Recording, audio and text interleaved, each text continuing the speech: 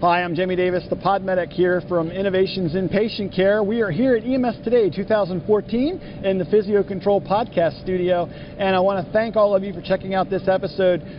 One of the things I love about coming to EMS Today every year is I get to sit down and chat with the EMS 10 award winners, and today is no different. I get to sit here and have a chat with Phil Callahan. And Phil, first off, congratulations on winning your award. Thank you, and I thank you on behalf of all of the people that helped make our project a worthwhile venture. So why don't you tell folks a little bit about your background and what you do and where you come from? Well, I can probably wrap our project up in this a little bit. The genesis is really as a program, an academic program to help transition combat veterans back into a civilian educational environment. They were having a pretty difficult time, some of them, because of the issues that they were coming back with from combat.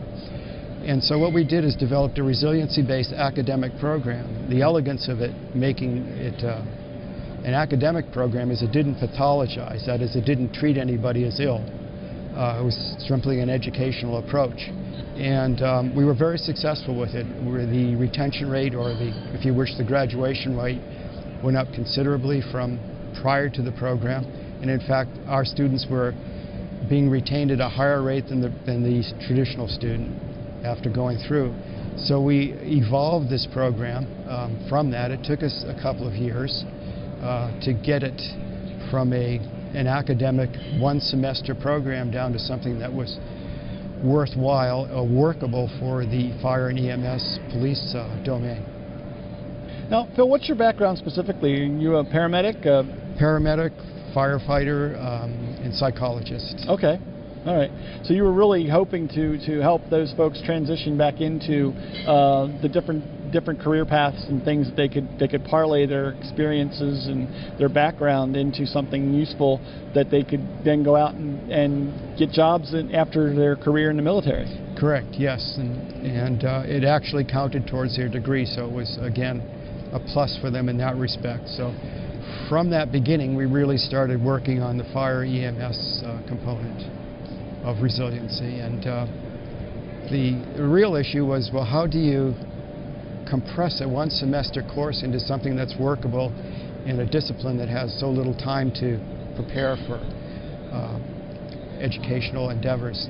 And over the course of a couple of years, working with some really good departments and individuals, we were able to get this down to a one-day program. Wow. And still get statistically significant gains in resiliency in one day, and retain the gains, which was the exciting aspect, that we could come back weeks later and measure and still see those resiliency gains in place.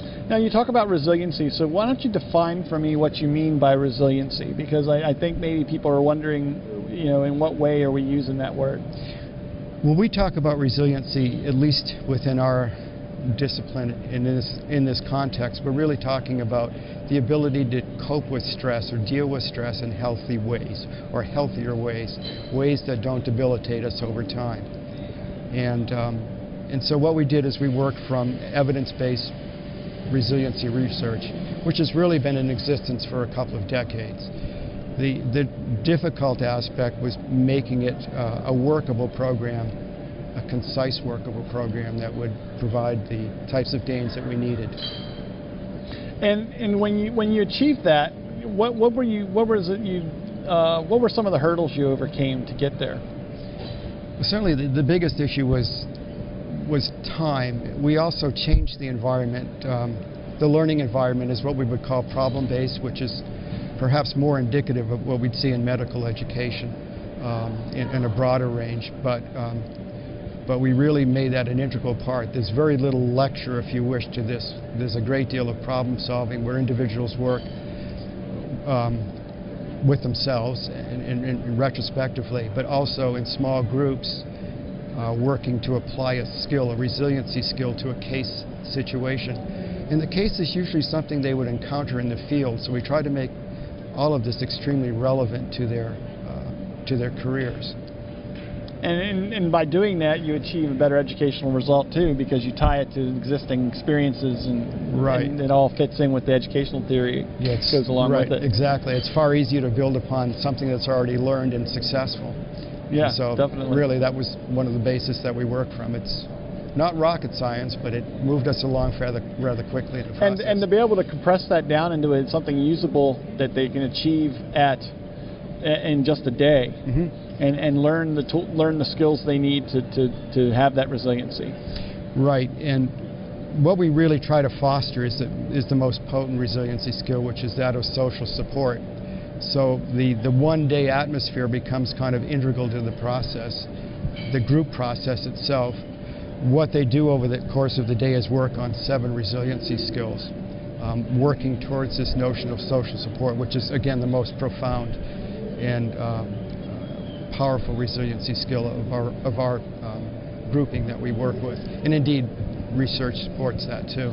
But what they learn is over the course of the day is that they actually have developed skills that they can use now in their social support group so that they can actually give to the group as well as receive from it. So it becomes very much a two-way process to build what we call their self-efficacy at the same time, their sense of empowerment that they can indeed do this. Do you have a success story that, from your system that you'd like to share and just kind of give an example? There's actually a lot of them. I think the more profound ones is when an individual comes up and says, "You changed my life." Wow. It doesn't seem to happen very often in an academic setting, and certainly not in very many. That's exciting. Well, one last thing, Phil. Why is it important for us to have awards like the EMS 10 Awards? Because this is something that is going on its 6th year, so it's relatively new. But it seems to me that there is some importance around achieving this type of an award and then recognizing it for the rest of the EMS profession to pay attention to it. Yeah, I think one of the most important aspects of that whole award process is that of not only the innovation, but it's energizing others to innovate too. Particularly the next generation. As we get older, we have to inspire those to follow us, and I really hope that the awards do that kind of thing. That's great. That's great.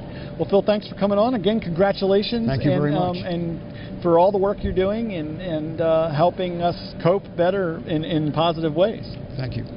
And I want to thank all of you for checking out this episode of Innovations in Patient Care. I'm your host, Jamie Davis, the Pod Medic. Remember, you can find all of these episodes over at mediccast.com/innovations, and we'll have more of your EMS 10 innovators coming up soon here. In the meantime, remember to stay safe and stay tuned here to Innovations in Patient Care.